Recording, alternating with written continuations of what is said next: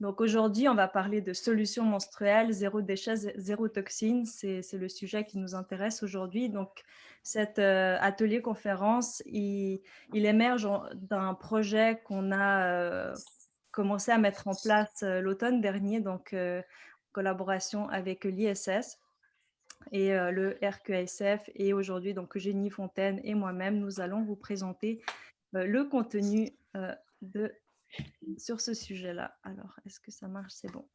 De quoi on va parler aujourd'hui? Donc, d'abord, on va faire une petite mise en contexte de, voilà, c'est quoi les menstruations, c'est quoi l'historique autour de ça, quelques petites dimensions par rapport aux tabous, aux stéréotypes, et rentrer dans le vif du sujet qui nous intéresse vraiment ici, c'est tout ce qui concerne les enjeux écologiques des protections menstruelles, les enjeux sanitaires aussi de ces protections-là qu'on utilise à chaque mois et voir concrètement c'est quoi les possibilités qu'on a voilà, pour agir à ce niveau-là. Donc, je vais passer la parole à Kate, qu'elle vous parle un peu de c'est quoi l'Institut Santé Société et c'est quoi cette initiative qu'on a mis en place. Oui, ben c'est ça. Dans le fond, moi, je travaille à titre d'agente de recherche et de planification à l'Institut Santé Société de l'UQAM. En gros, je coordonne des activités scientifiques beaucoup. Et j'ai eu cette idée de faire une campagne de sensibilisation avec Victoria et l'équipe de la campagne rouge au RQASF.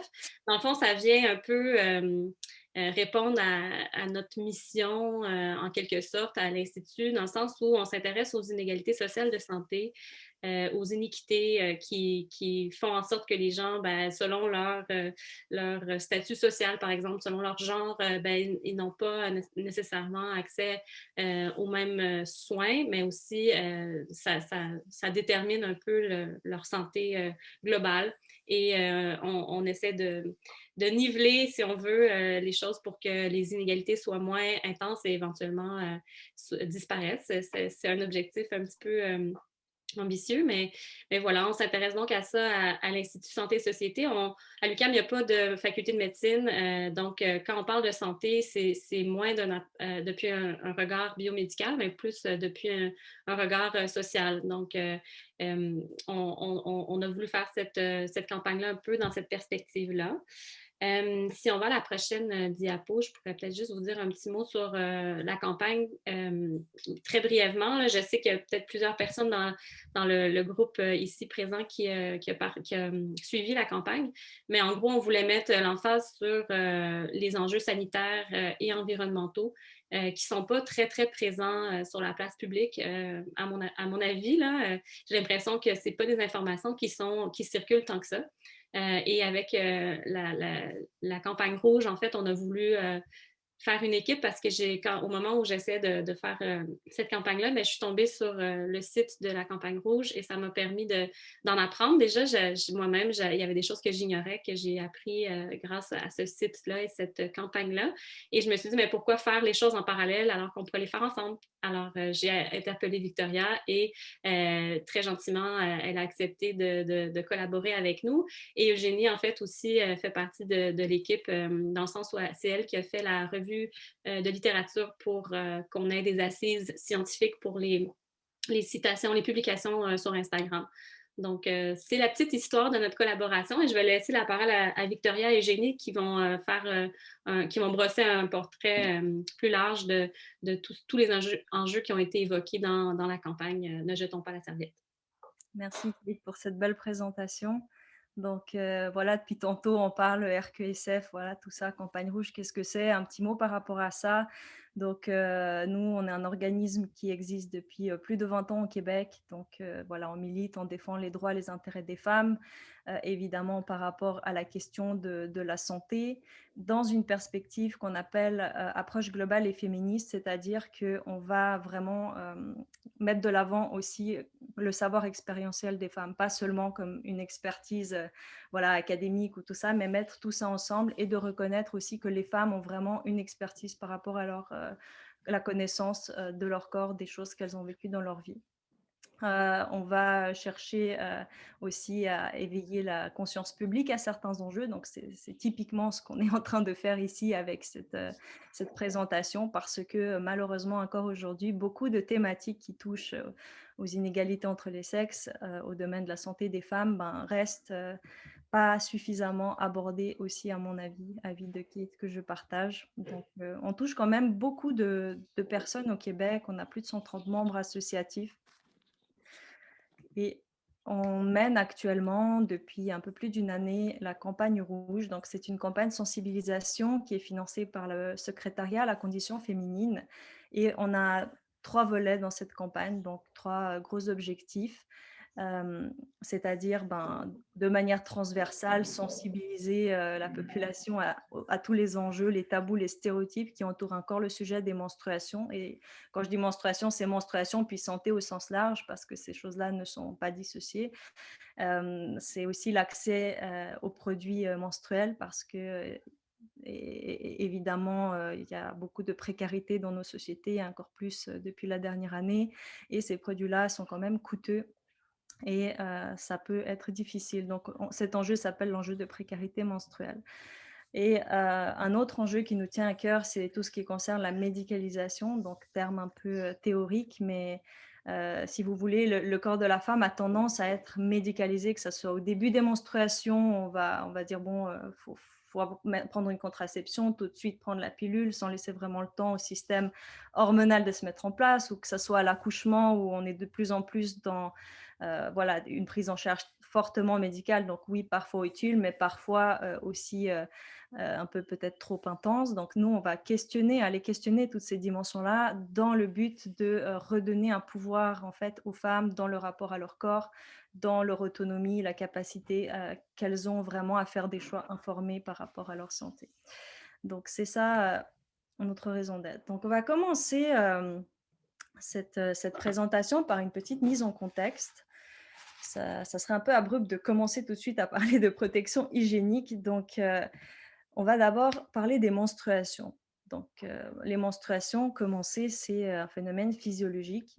C'est un phénomène tout à fait naturel qu'on ne peut pas éviter, sauf si on supprime artificiellement nos menstruations, qui est justement un enjeu de médicalisation. 50% des personnes de notre société ont leur menstruation. Donc, c'est quand même assez étonnant de se dire que ce genre de sujets n'ont pas grande visibilité, en fait, socialement parlant.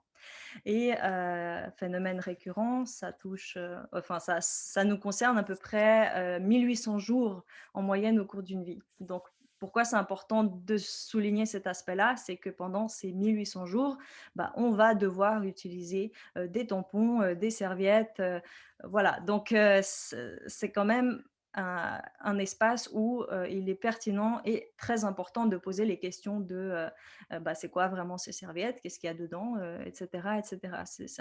C'est un peu étonnant que finalement on ne regarde pas dans ces directions-là, vu voilà, toute la place que ça prend. Ce qui est aussi intéressant à relever, c'est que les menstruations, oui, c'est quelque chose dans le corps qui arrive à chaque mois, mais c'est aussi le reflet de dimensions émotionnelles, psychologiques, spirituelles, socio-économiques. Là-dedans, on peut parler aussi de tous les tabous qui nous influencent dans les comportements qu'on va vouloir avoir ou pas. Par exemple, passer à d'autres types de protection menstruelle, ben, tout ça va être influencé par le marketing qu'on a pu voir à la télé depuis qu'on est jeune fille, par exemple.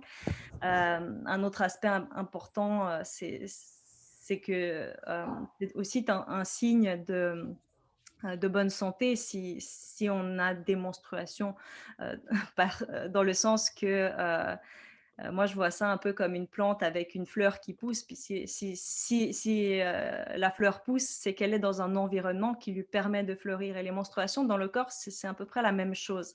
Donc, ça reflète aussi la dimension sociale dans laquelle les femmes, en fait, vivent et sont.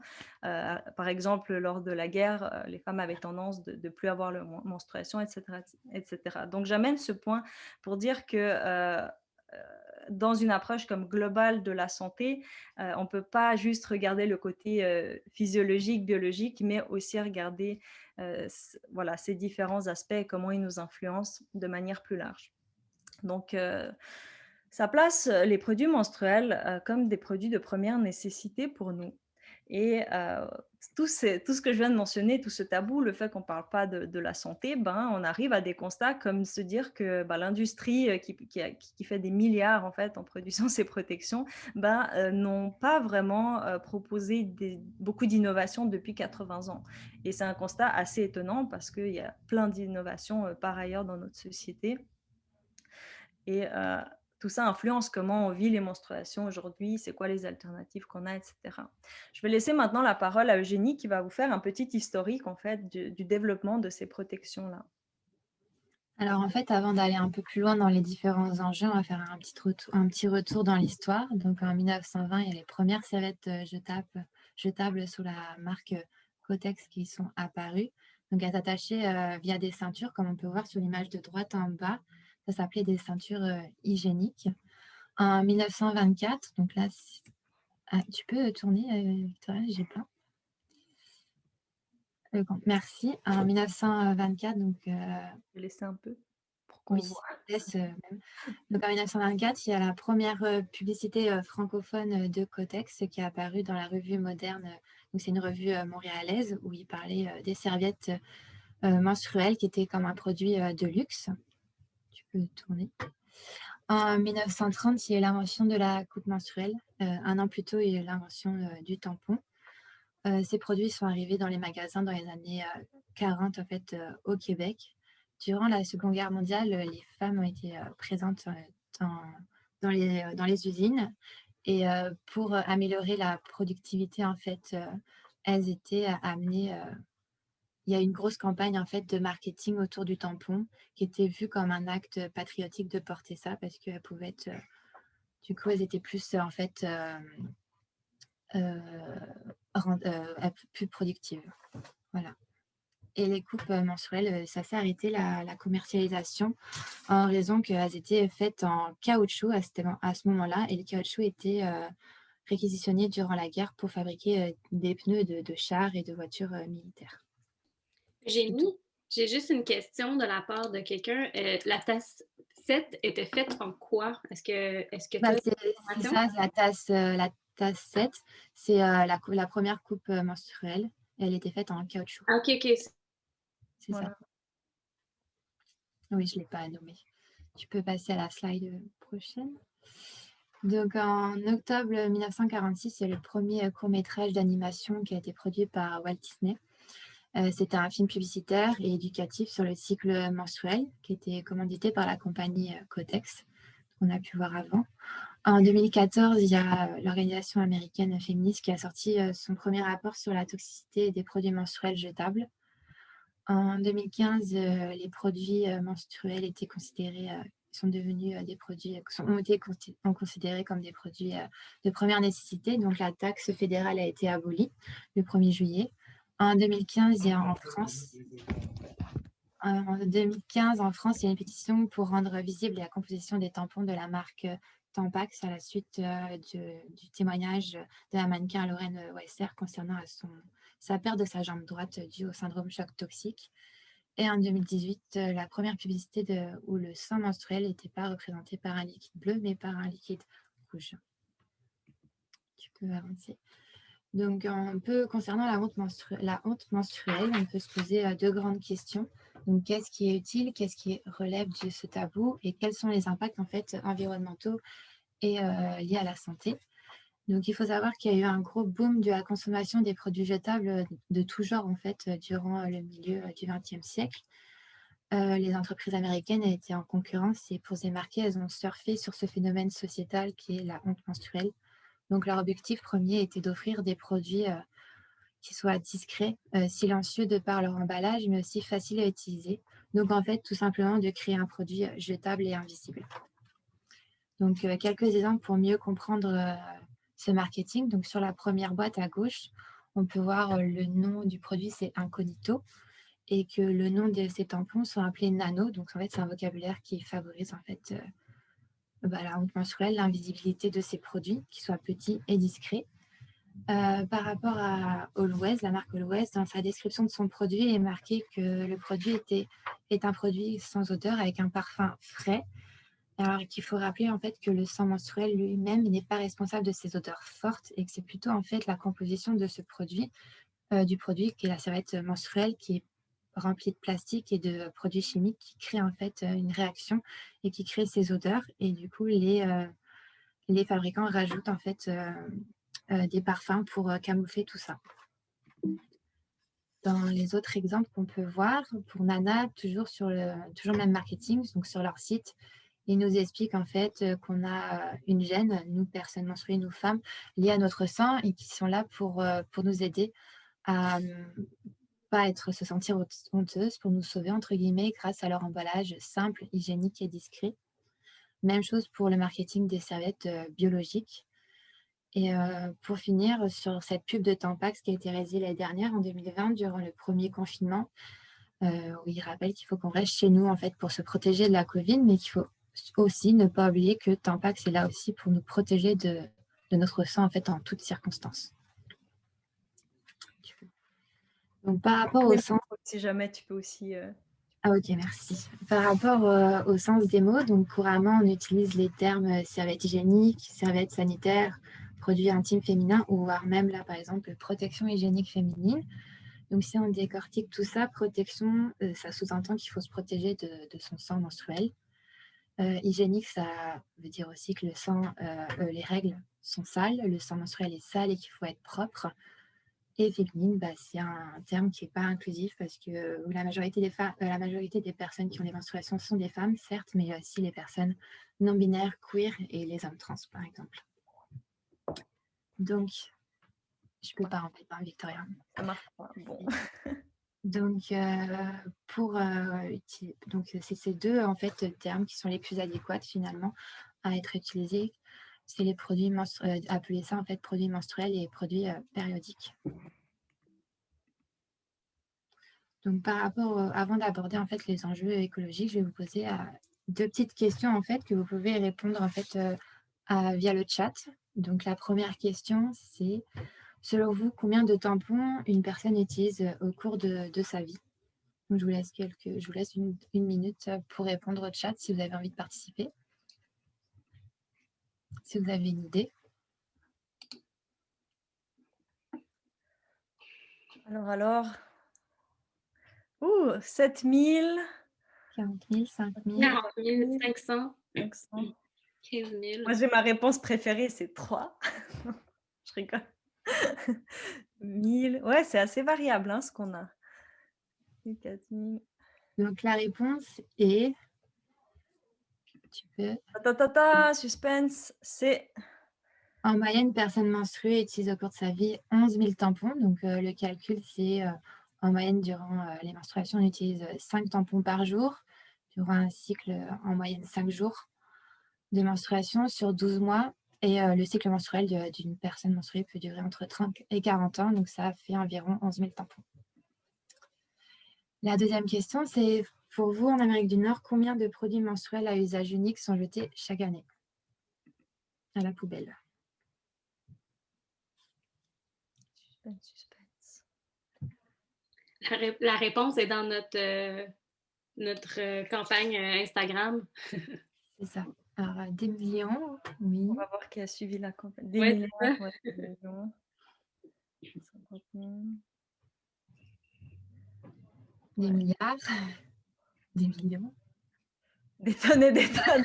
On comprend que c'est beaucoup. Ouais, on comprend que c'est beaucoup. On donne la réponse, Eugénie? Vas-y. Hop.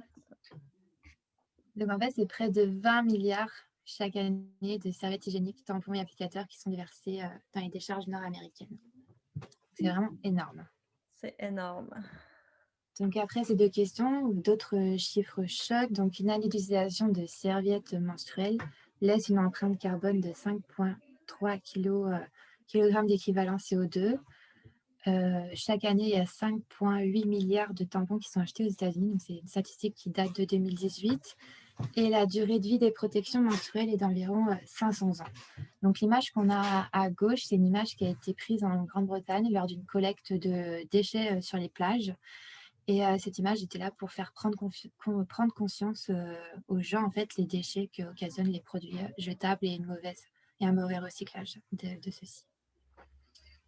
Donc, par rapport à l'empreinte carbone des produits jetables, donc on voit l'évolution du plastique à travers les années. Donc, c'est un bel exemple de l'industrialisation des produits jetables.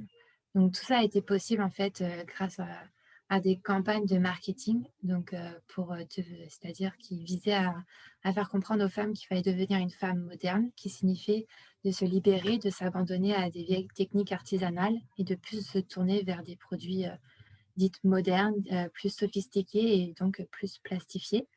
Donc, on se rend compte aussi, de par cette évolution, de par cette évolution, la multiplication en fait des enjeux environnementaux de ces produits. Par rapport à l'empreinte carbone des produits jetables, donc un schéma par étape. Donc, pour produire ces produits menstruels, il faut utiliser de l'énergie, de l'eau et des matériaux. Donc, souvent, c'est de la pâte à papier qui est utilisée. Donc, il y a besoin d'extraire dans des forêts, en fait. Donc, il y a une forte déforestation due à cette production de produits. Le processus de fabrication dégage énormément de CO2. Donc, ça a un impact sur le réchauffement climatique. Et après l'utilisation de ces produits menstruels, il y a une production de déchets. Donc, il faut recycler, mais le recyclage est difficile de par la composition très plastifiée de ces produits et aussi la présence des matières organiques. C'est un gros coût en fait pour les villes de par l'entretien, le dépannage des stations d'épuration et aussi la collecte des déchets flottants.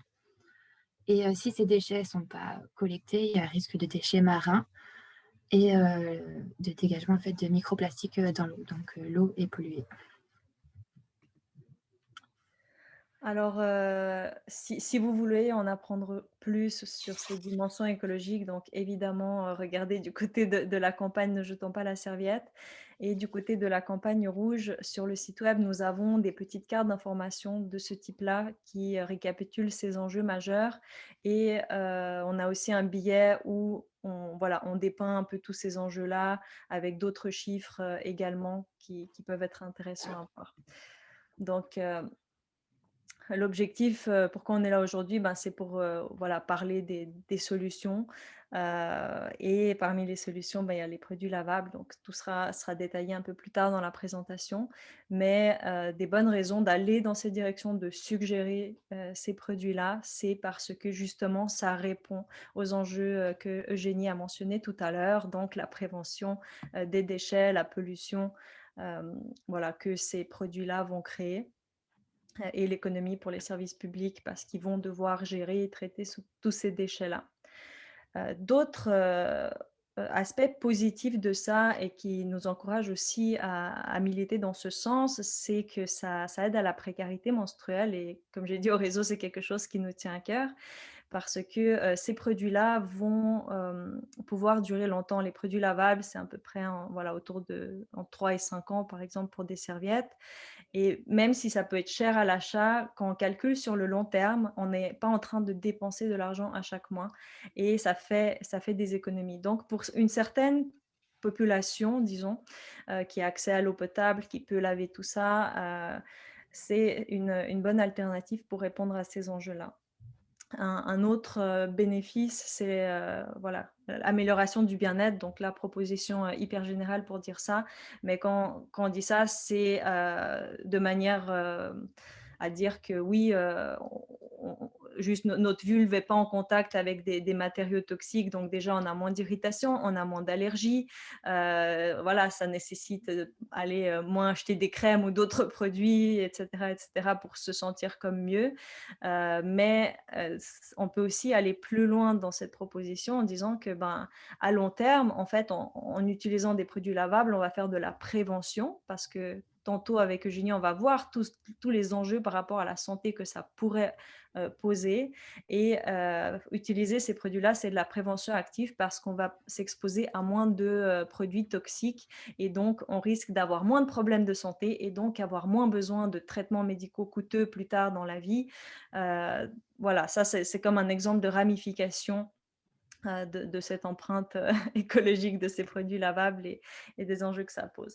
J'aimerais vous amener encore un petit peu ailleurs dans cette conscientisation parce qu'on est dans ce mouvement écologique, dans ce mouvement zéro déchet et quand on parle des menstruations, les menstruations font partie d'un cycle et ce cycle-là, il est forcément voilà, géré d'une manière ou d'une autre. Alors l'exemple typique, c'est ben, voilà, on a besoin d'une contraception, on va aller prendre souvent des contraceptifs hormonaux et à ce niveau-là, il n'y a pas nécessairement beaucoup de sensibilisation par rapport à l'impact aussi environnemental secondaire du cycle menstruel par le fait que quand on va aux toilettes, ces hormones-là vont ressortir de notre corps, vont aussi aller polluer l'environnement et les écosystèmes, et qu'il y a aussi des mouvements qui commencent à encourager des méthodes comme la méthode symptothermique, qui est une méthode zéro déchet et qui est une méthode qui ne va pas polluer. Donc, c'est un petit point de sensibilisation que j'amène ici, que cette conscientisation-là écologique dépasse juste le sang dans la culotte une fois par mois, mais peut entourer tout le cycle menstruel. Donc, je laisse Eugénie poursuivre sur les enjeux sanitaires. Donc, par rapport aux enjeux sanitaires, donc, je ne vais pas vous présenter une liste, je vais vous présenter une liste non exhaustive en fait, des toxiques. Donc, vous allez comprendre pourquoi on ne peut pas tout savoir, qu'est-ce qu'il y a dedans dans les serviettes menstruelles. Mais tous ces produits chimiques qui sont présents, en fait, sont soit le choix en fait, du fabricant, de par une aide pour la fabrication en fait, de ce produit, soit c'est l'apparition, en fait, ces toxiques apparaissent durant le process de fabrication. À rappeler que ces produits sont remplis de plastique, donc sont très irritants en fait, pour nos muqueuses, et ça crée du coup des irritations et aussi des micro-lésions. Donc, par rapport... tu peux tourner ? Merci. Par rapport à nos tissus vulvaires et vaginaux, donc c'est une zone qui est plus sensible au frottement parce qu'on porte un pantalon quotidiennement et une culotte. Donc cette zone qui est plus hydratée et c'est une zone qui est plus hydratée, un vaisseau sanguin. Donc c'est une zone qui est aussi avec une absorption plus haute, plus élevée. Donc du coup les toxines en fait rentrent plus facilement, sont plus absorbées. Par rapport au phtalate, donc c'est un perturbateur endocrinien. Donc, qu'est-ce que c'est un perturbateur endocrinien? C'est un agent chimique qui a comme propriété de imiter des hormones dans notre corps, et de ce fait, en fait, dérègle tout notre système hormonal. Donc, l'impact des phtalates sur la santé humaine, c'est qu'il y a des conséquences sur la reproduction. Il y a un risque plus élevé de développer un cancer du sein et aussi un impact sur le neurodéveloppement. Par rapport aux parabènes, donc qui est présente un peu partout dans nos cosmétiques, dans les produits pharmaceutiques et aussi dans les produits menstruels jetables. C'est une molécule œstrogénique qui a des propriétés d'agent de conservation et un ingrédient de parfum qui aide en fait à inhiber la croissance microbienne. Son impact sur la santé et c'est potentiellement aussi un perturbateur endocrinien, et a une capacité à se localiser sur les tissus mammaires, donc augmenter le risque de cancer du sein. Par rapport aux pesticides, donc les pesticides, certains sont détectés comme potentiellement cancérigènes, d'autres ont une toxicité très aiguë et peuvent aussi jouer un rôle de perturbateur endocrinien. Pourquoi il y a des pesticides qui sont présents dans les produits jetables? C'est en raison de la production de coton. Il y a énormément de pesticides qui sont utilisés dans les champs de coton, et du coup, ces pesticides se retrouvent dans ces produits. Donc, par rapport aux composés organiques volatiles qui est aussi présent dans les serviettes menstruelles, donc la concentration dépend en fait du type de produit qu'on utilise. La famille la plus détectée sont les alcanes. Et en cause, pourquoi il y a des coves en fait dans les produits menstruels, c'est en raison de l'emballage. C'est plutôt lié à la colle en fait, parce que lors du processus de fabrication, il y a une haute température pour la mise en place de la colle derrière la bande collante en fait derrière la serviette menstruelle, qui fait que cette chaleur en fait permet en fait la migration des coves de cette colle dans le produit menstruel. Et l'impact sur la santé humaine, c'est l'irritation des muqueuses, des voies respiratoires, mais aussi sur la reproduction. Par rapport aux particules d'argent, donc c'est quelque chose c'est un chimique qui est ajouté depuis quelques années, qui a des propriétés antibactériennes, qui est utilisé pour réduire aussi les odeurs liées à ces serviettes menstruelles. L'impact sur la santé humaine, il y a peu d'études qui ont été faites. Les études qui ont été faites ont été seulement sur la flore intestinale, qui ont remarqué qu'il y avait des altérations microbiennes et une modification de la population bactérienne. Mais il y a peu d'études en fait qui ont été faites sur le microbiote vulvaire ou vaginal. Et pour finir sur le parfum, donc c'est un auxiliaire de fabrication. La composition de ces parfums est un secret industriel et l'impact sur la santé dépend en fait du parfum qui est utilisé parce qu'un parfum renferme plusieurs agents chimiques et ça peut être soit cancérigène, ça peut être irritant, voire allergène ou même perturbateur endocrinien. Donc, par rapport au syndrome choc toxique, donc c'est un des enjeux les plus connus des produits menstruels. Donc, son origine est mystérieuse, elle n'est pas encore élucidée, il y a beaucoup d'hypothèses sur là-dessus, sur différentes recherches ont été portées là-dessus, mais il n'y a pas vraiment de conclusion proprement parler. Il n'y a aucun produit menstruel externe qui est concerné au sujet de ce syndrome choc toxique menstruel. Les risques sont possibles seulement pour les tampons et aussi pour les coupes menstruelles. Donc, les grandes précautions à prendre sont l'hygiène des mains et aussi laver correctement en fait, sa coupe menstruelle à chaque utilisation. Un point sur la réglementation. Donc, au Canada comme aux États-Unis, les produits menstruels jetables sont réglementés comme des dispositifs médicaux. Donc, ça veut dire tout simplement que la composition de ces produits n'est pas obligatoire. Donc, la transparence n'existe pas dans ces produits. Santé Canada, depuis 2015, en fait, impose un étiquetage strict en fait, de la part des fabricants sur les emballages de tampons par rapport au syndrome du choc toxique. Donc, quelques enjeux de recherche. Donc, c'est pour ça que c'était pas une liste, c'était une liste non exhaustive parce qu'il manque énormément de données concernant ce sujet, car ce milieu de recherche en fait est très peu exploité. La santé des femmes, il y a peu d'intérêt. Il y a peu d'intérêt autour de ce domaine-là. Il y a peu de financement et aussi, donc du coup, ça fait qu'il y a peu de connaissances finalement là-dessus. Les méthodes aussi qui sont utilisées ne sont pas pertinentes, elles ne sont pas adaptées. Il y a manque de calcul, enfin, il n'y a pas des calculs sur l'exposition sur 24 heures avec différents toxiques, même sur les effets cumulatifs sur le long terme. Donc, tout ce cocktail toxique qu'on a quotidiennement, il n'est pas du tout évalué, donc les risques sur la santé ne sont pas encore calculés, pas encore connus. Et quelques solutions collectives qu'on peut apporter par rapport à ces enjeux sanitaires. Donc, c'est demander en fait la transparence en fait de la composition de ces produits, avoir un cahier des charges très strict en fait pour les fabricants durant la fabrication de ces produits menstruels pour savoir à chaque étape quel produit, quel agent ils utilisent pour savoir reconnaître aussi les effets sur la santé sur le long terme de ces produits, innover ces produits menstruels jetables pour les rendre plus éco-responsables et aussi, comme je disais plus tôt, améliorer l'intérêt, en fait, augmenter l'intérêt de recherche pour la santé menstruelle.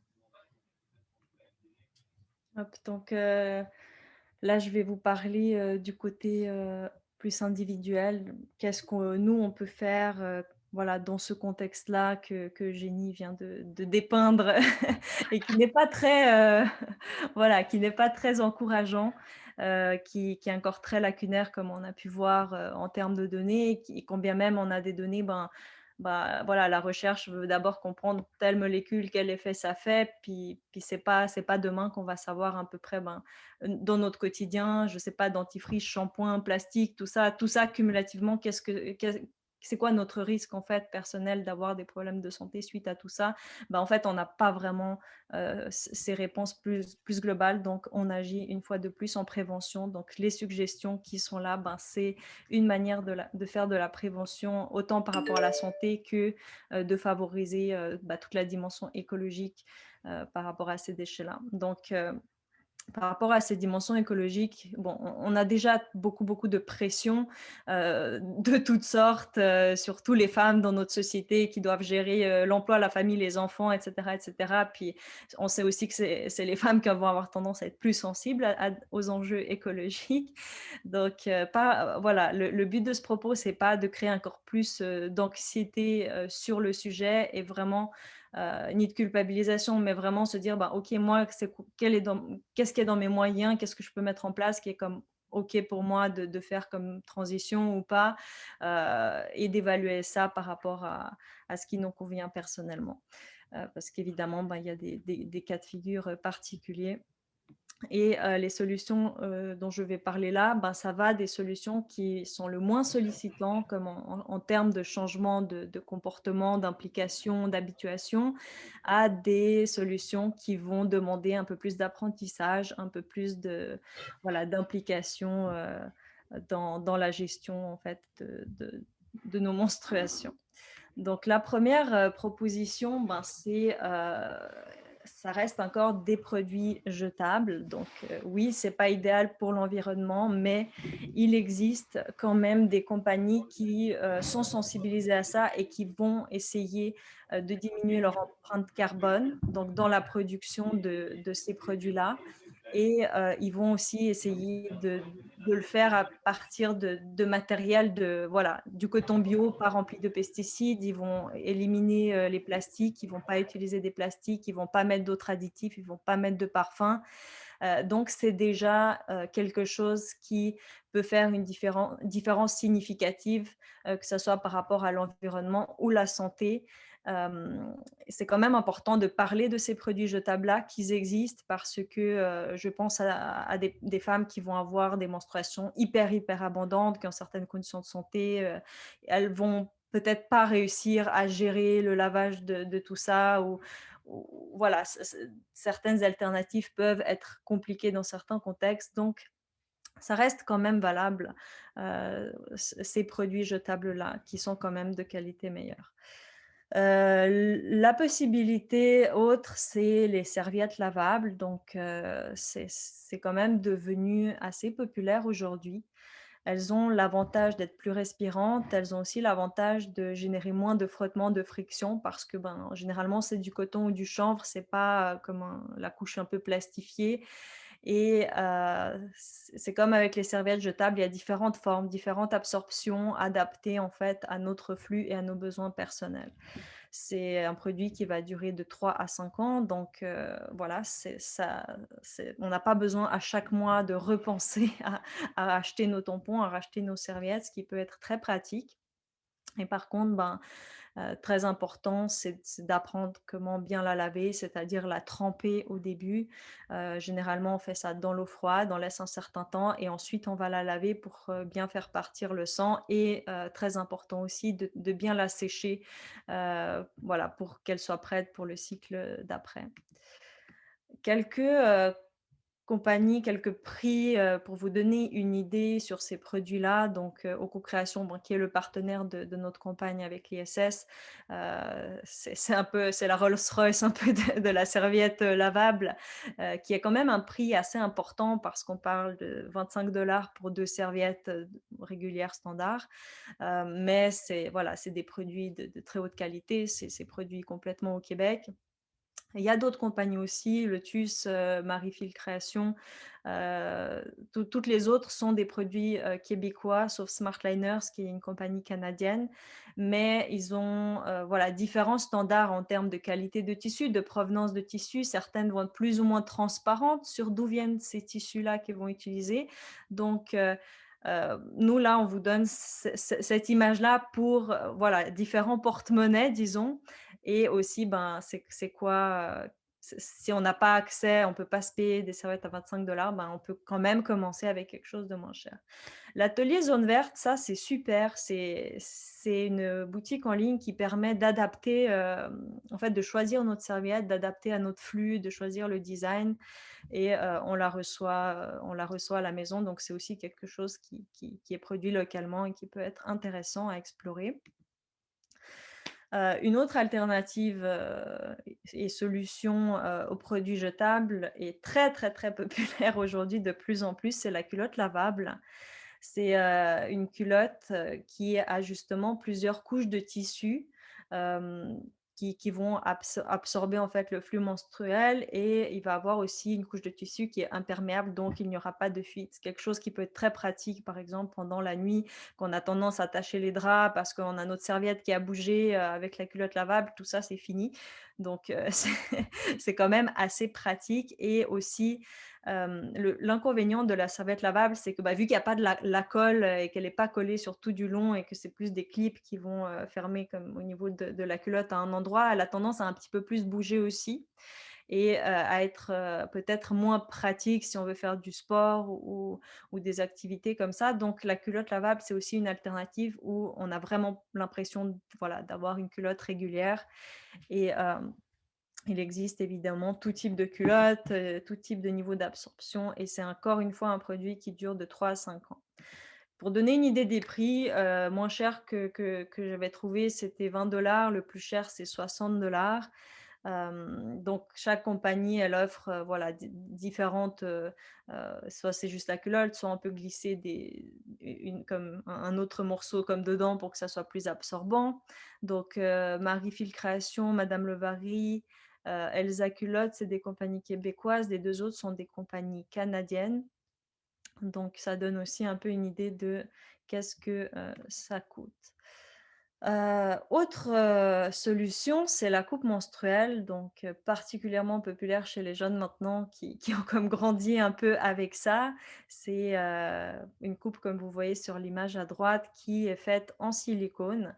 Donc il semblerait, je crois que si je me trompe pas, et une info quand même assez importante, c'est que ça perturbe moins ça perturbe, je pense pas, la flore vaginale, donc la flore microbienne qu'on a au niveau du vagin, contrairement à un tampon qui en plus va avoir tendance à créer des lésions quand on l'insère. La coupe, elle est lisse, donc elle va pas créer ces lésions-là.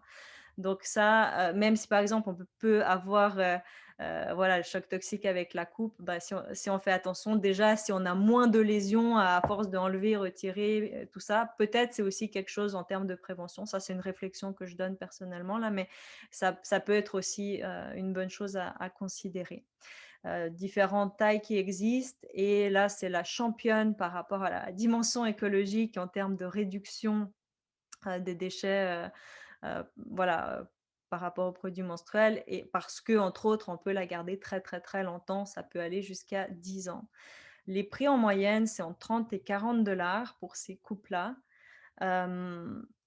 Et bon, je dirais après ça, juste un petit topo de comment ça fonctionne parce que voilà, les personnes qui ont jamais vraiment vu ça, jamais utilisé ça, on peut se demander, ok, ça marche comment ça, cet objet-là, comment ça s'insère. Donc, super important, c'est qu'on se lave les mains.